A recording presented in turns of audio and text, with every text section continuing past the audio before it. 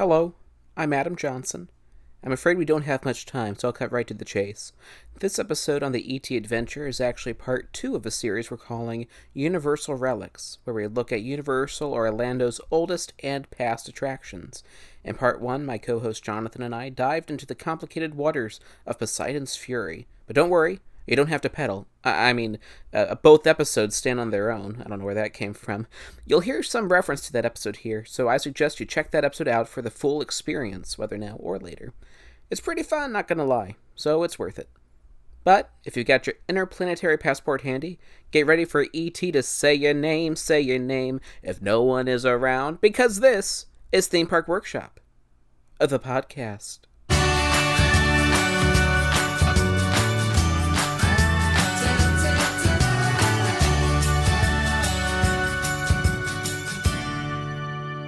Poseidon's Fury, we would like it to live on. But as we teased, we're talking about 2 attractions on this show. And so it's time to switch over to Universal Studios Florida. Talk about I don't know what that sound was. We have to talk about the classic E.T. adventure, Steven Spielberg's love child. His beloved baby. Yes. E.T. must go home. And only you can help him. Steven. Ah, E.T. Trouble. That's right, E.T. So why don't you show these people how we're going to get you back to the Green Planet? You and E.T. will be making your 3 million light-year journey on these bikes, but don't worry, you don't have to pedal. But you will need an interplanetary passport. Wait, they got E.T. They're getting away. Unit 3, cut them off! Got him, at the bottom of the hill. 504, Roger. 635, clear authors, 101 to number 3. All right, kid, end of the road. I feel like you probably have a stronger connection to this attraction than I do, so you should go ahead and start us out. Maybe. So E.T. Adventure, if you ask most Universal fans, what's the oldest thing here? They'll say, well, there's only 2 attractions from opening day. It's Universal's horror makeup show and E.T. Adventure. Now, the jury is out on whether E.T. Adventure was actually open on opening day. I've heard mixed reports, but either way, it was open in 1990. It's actually slightly different than what we experience now. Of course, E.T. Adventure is based on the hit Steven Spielberg film from, I'm going to guess, at 1982. Correct me in the comments if I'm wrong, because I'm not going to check that. I mean, it had its 20th anniversary, so I think you're in the ballpark. Yeah, it's definitely an 80s movie. I'm going to say 1982, though, and I'm going to stick to it. So it's based on the classic movie, kind of extends past the story of that movie, a bit of a sequel. Actually, I meant to have this book read by now, but there is actually a book that's kind of like a midquel between E.T. the Extraterrestrial and E.T. Adventure called E.T. the Book of the Green Planet. Don't know what the story is. I don't know its inner workings and twists and turns and inner machinations, but I feel like that's worth a YouTube video. Honestly, I think we need to call our old friend Mr. Rogers to come back for it. Mr. Rogers explains the Green Planet's characters. This is Teakley. If you don't know, Teakley is I don't know about E.T.'s friends, but has there ever been anyone in your life who you look up to, who you learn from, who makes you want to take chances and new experiences in your life? Yes, Botanicus! That's right. His name is Botanicus. Yes, I knew it! He's E.T.'s mentor. And quite frankly, to be perfectly frank, he's my hero too, neighbor. In fact, I've got 20 t-shirts that I wear under my sweater every day. It's got Botanicus and his big, giant, helpful stick. We can learn a lot from Botanicus. He leads the way with his healing touch. What could we learn from Botanicus? Well, we can learn the way to the Green Planet. We can learn Everyday miracles. Have you ever seen a bike fly? No. But with Botanicus by your side, with E.T. leading the way, you too can fly a bicycle at light speed. Isn't that great? Yeah, I'm going to stop there because I could keep on going. This could be the Mr. Rogers episode. So yes, we've established that Adam loves Botanicus. That was Mr. Rogers. I think Botanicus is pretty all right, though. I think for me, and we haven't even started talking about the history or anything, but for me, the most charming thing about this attraction, I think, is just the vibe, the tone, something smells. about the, obviously, yes, the smells, but the queue. It was a very immersive queue in a time before immersive queues were really a thing. The sound design, I think, doesn't get enough credit. Like the little clicking of E.T.'s machine in the queue is kind of iconic. The idea of an animatronic to establish the story in the queue, that was something Disney didn't figure out until they only had the budget to put one animatronic on attractions. Describe what you mean. I'm talking about things like Flight of Passage. The only animatronic is in the queue. Oh, I gotcha. Buzz Lightyear. Smuggler's Run, Buzz Lightyear. Exactly. It's like, all right, we're going to put the one. But Botanicus was there before Disney figured that out. 1990. There's also an actual waterfall indoors in the queue.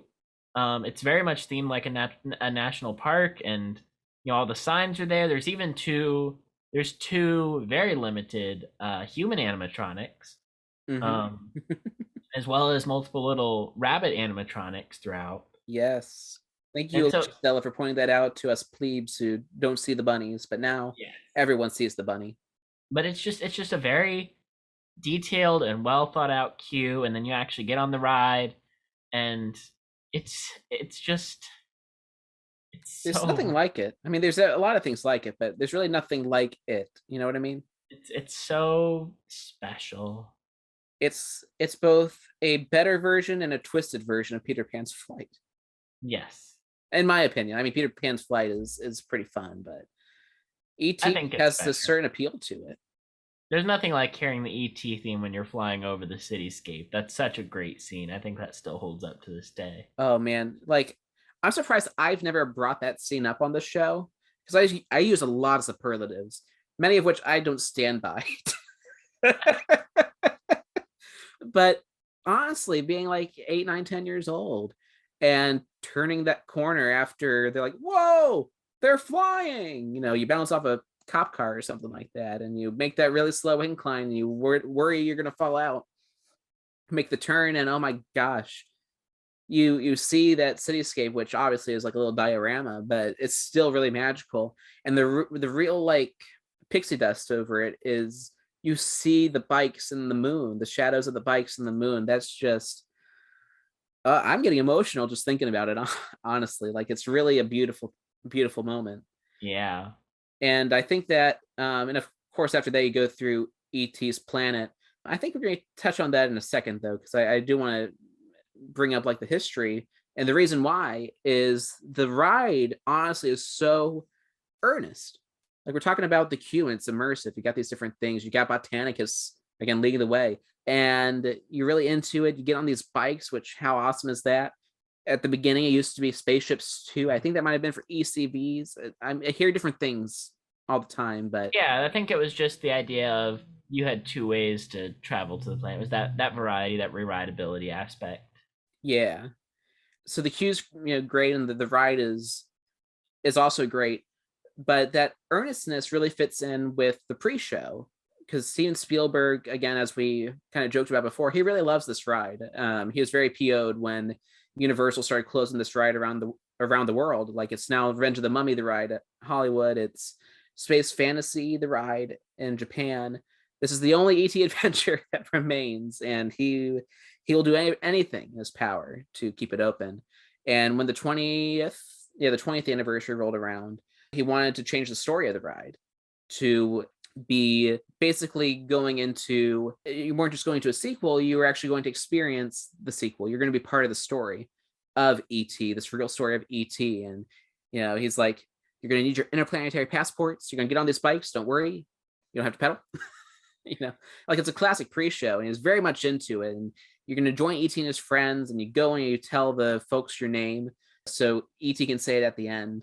But that wasn't always the way it was. As I said before, that's the change. Kind of like Poseidon's Fury had its change at the turn of the century. No, turn of the millennium. Well, I guess it's kind of both. It's a factor of 10. Yeah. Factor of 100. But the original story for this ride was that, like a lot of things at Universal Studios, it was part of the artifice. Right. Universal Studios was originally about the making of movies. Now it's very much ride the movies. Let yourself whoa, because you're going to jump into the action of all these movies that you love. Yeah. Or hopefully will love after experiencing these rides and shows. And I'll actually play a clip of the pre-show, the original pre-show. Found that clip today as we're recording, and my mind was blown. Like, I can't believe I found it. It was actually pretty easy. I just typed ET original pre-show and it was there. Nevertheless, Steven Spielberg was there. He's like, hey, awesome. You're great. You're here. You're going to be part of the sequel. Need to film you in some scenes inspired by the original movie. And, here's a story. ET needs to get back to the Screen Planet. Awesome. There. Oh, by the way, this is a closed set. So you're going to need these cards. And that's going to be your ticket in. And then, of course, you still give them your name, and E.T. says it at the end. But the relationship was different. You're an actor in the story, kind of like Disaster or Earthquake was. You were an actor in this film, and E.T. was your co-star. And, I mean, you'll hear it in this pre-show clip. But it's very different. It's very much like, okay, you're here for a business. This wasn't part of Kid Zone, where it's like, oh, it's a fun family ride. It's a fun family ride still. But you're also an actor in this movie with a real ET, apparently.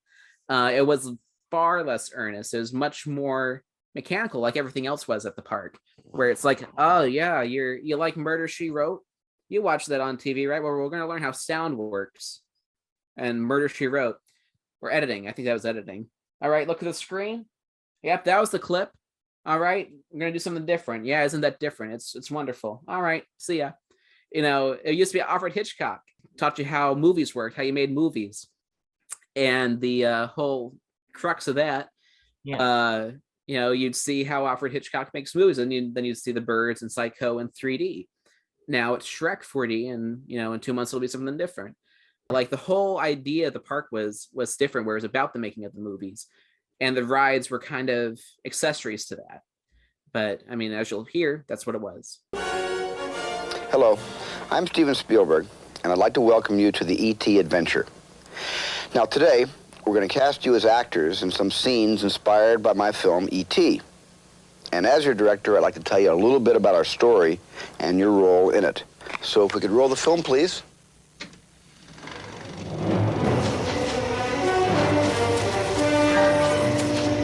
As our story begins, E.T.'s been marooned on planet Earth, lost and alone 3 million light years from home.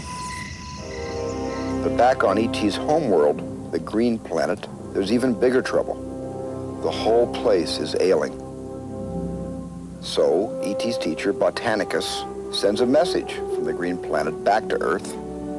E.T., come home. We need your magic and healing touch to bring your friends back to health. Okay, now your role in the story is to hop on a dirt bike or one of E.T.'s spaceships and take E.T. home. Steven. Oh, hi, E.T. Yeah, I almost forgot, thanks. This is what we call a closed set, so you'll need this special pass to enter. After you exit the doors to your right, please give your first name to one of the stagehands, and he'll give you a pass. Ready. I know, it's about time for you to be on the set. But any final direction for your co-stars, E.T.? Be good, actors. Earth people, find the one you call E.T. Bring him home to the Green Planet. What was your first thoughts hearing back at that original pre-show? I'm curious. My first thought was that it definitely has a different vibe, a different tone. It feels a lot more like this is an attraction. It's a very a more standard attraction setup, I feel like, especially if you're going to have the director. It's like, oh, we're shooting a sequel.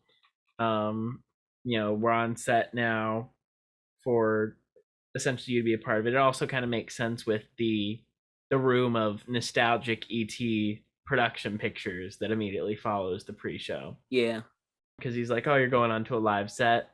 But I think that whole room has a very specific 80s charm. But I think the new pre-show improves because it makes the stakes of the ride real. It makes it not just a sequel. It makes it you're actually going to help E.T., which I think is a more fun role in the story.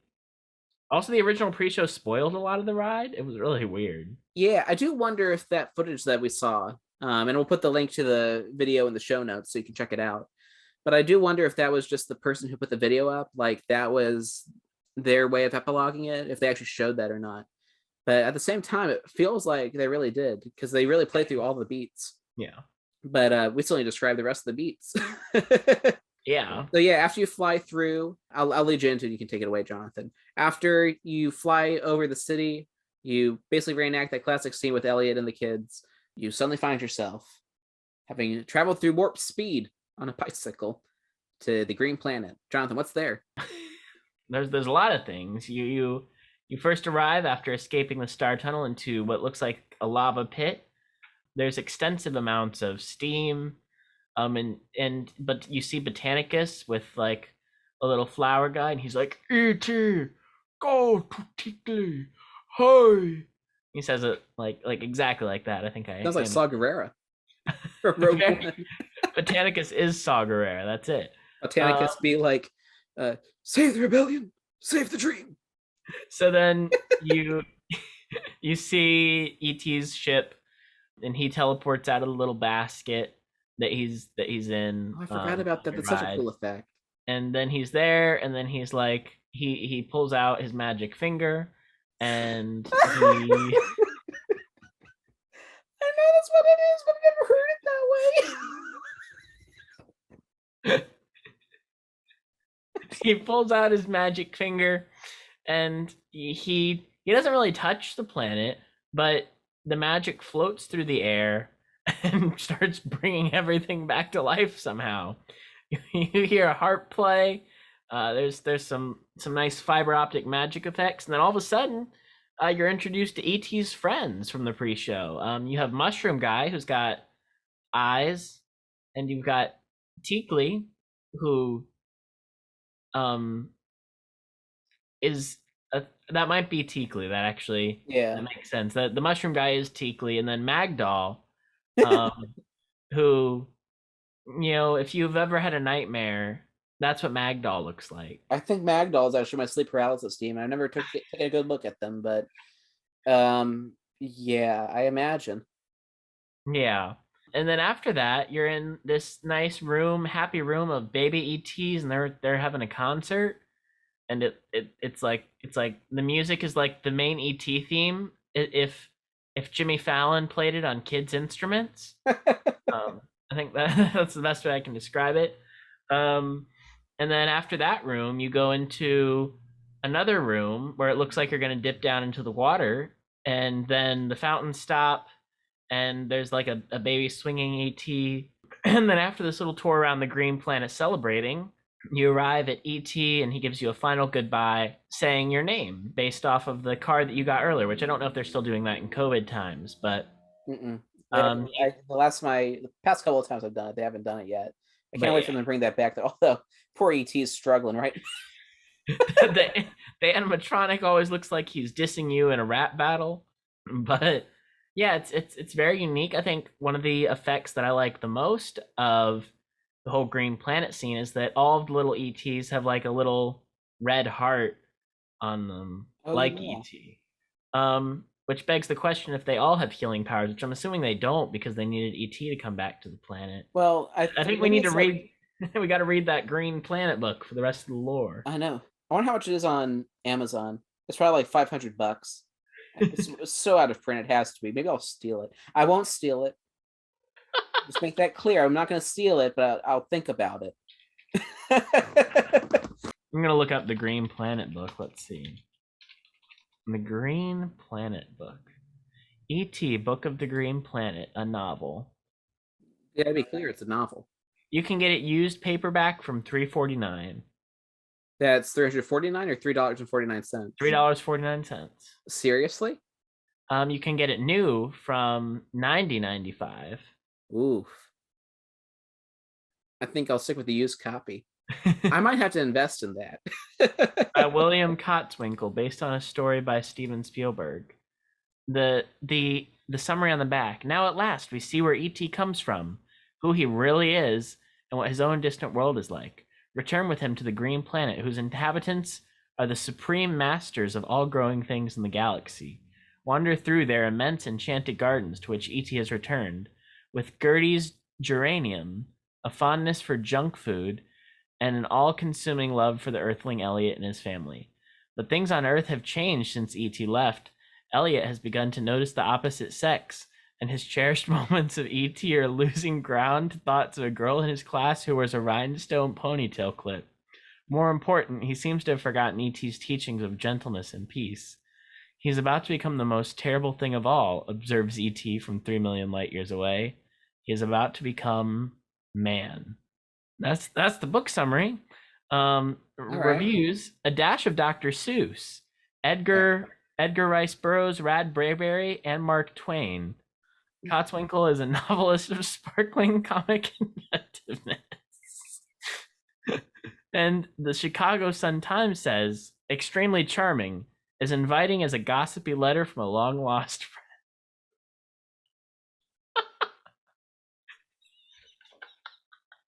Reader, I'm confused. I like the Chicago Sun-Times. Roger Ebert used to work for them, but I don't think he wrote that review. That's okay. Okay, well, I am intrigued to read it now. Maybe we should do a book club. Yeah, book club episode. That would be fun. Huh. I wonder if, going back to what you were saying about, like, do all the ETs have their powers? Obviously, we won't know until we read the novel where all the world building is done. But I do wonder if it's kind of like Star Wars, where, like, a lot of people have the Force as a midi-chlorians, but you got to have your teacher, your botanicus, to teach you how to use them, to channel that power. In which case, E.T., the 3 or 4 ETs in the Galactic Senate, and Star Wars Episode 1, The Phantom Menace, that makes a lot more sense. I actually think E.T. is a Jedi, which we're going to learn in Mandalorian Season 3. That's right. That ties into our Patreon exclusive segment. of everything there is to unpack in that book description, I think he seems to have forgotten E.T.'s teachings of gentleness and peace is the most, like, did E.T. teach gentleness and peace? Did he say more than 3 words? Like, well, so it's been a while since I've seen the movie. It is a great movie, one of Spielberg's best, I think. I don't know if Jonathan agrees. Man, the last time I watched it, I was so tired by the fake out death that I was just bored. Man, I mean, I didn't know what to expect going into it, but when he fake died, I almost lost all interest in the story because I was just like, well, Jonathan, that's actually, I believe the big theory is that E.T. is Jesus. oh, Like, E.T.'s a Christ figure. No, that's actually a legit interpretation of the movie. So maybe that's, I don't know. But I guess in a way he teaches gentleness and peace because he's all about healing. Like, Ellie gets a boo-boo. Like, he gets a scratch. He falls on Halloween and he scratches himself. And I think that's what happens. And E.T. tries to heal it. And, E.T. and Elliot have some sort of connection. I'm not going to try to riff. Like, I'm not going to try to figure out what happens in the movie. But I think that's part of E.T.'s, like, philosophy. Elliot and the kids teach him, like, Earth stuff. But, like, E.T. makes a lasting impact on their lives. It's more than just being a friendly alien. Like, yeah. I think there's something there. And that's why its appeal, its legacy endures. Yeah. I would agree. I mean, I need to rewatch it, though. Because now that I have my expectations for what the story is, I can probably enjoy it more.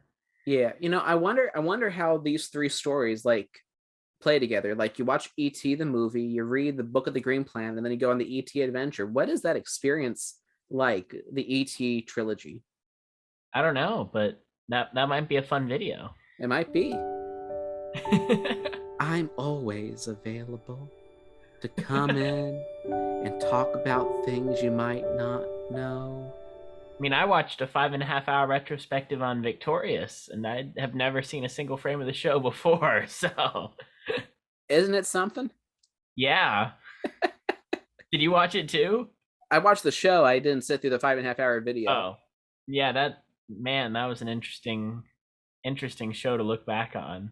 Yes. In some cases, it has aged better than other Schneider shows, but at the same time, it's also aged very poor. I don't know. It's a weird something that could only happen in the time it came out. Dan Schneider, man, what a person. Yeah.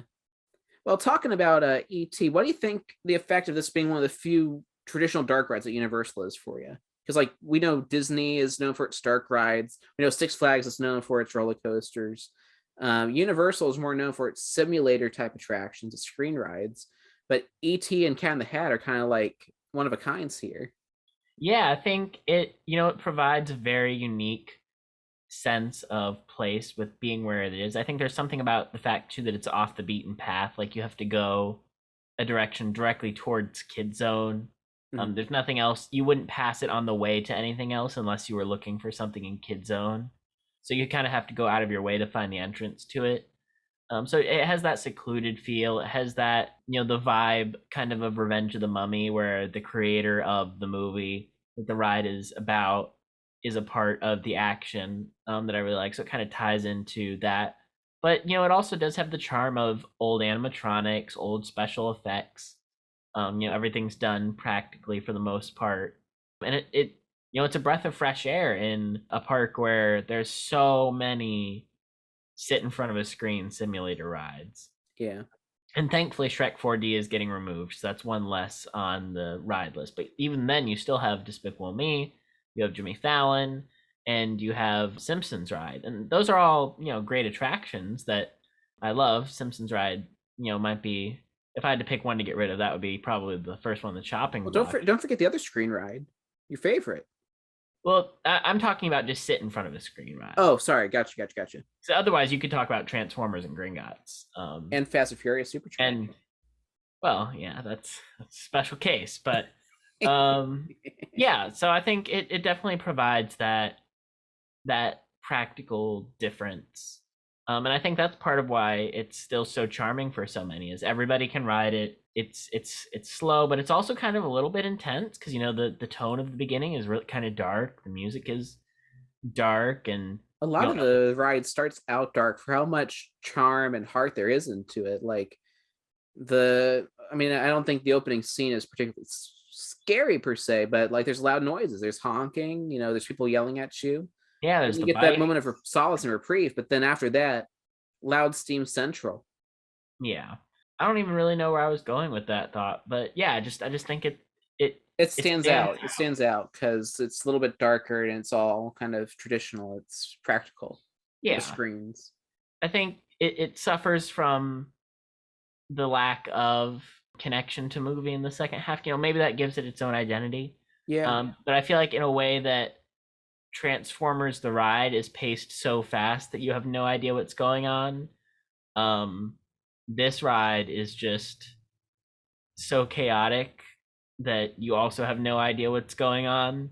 The audio, I feel like if you remixed the attraction, gave it a new audio mix, recorded new lines, replaced all the speakers, it would be a lot more comprehensible. But as it is, you have Botanicus, his lips hardly moving. He's like, and it's like, if you haven't ridden the ride before, you don't know.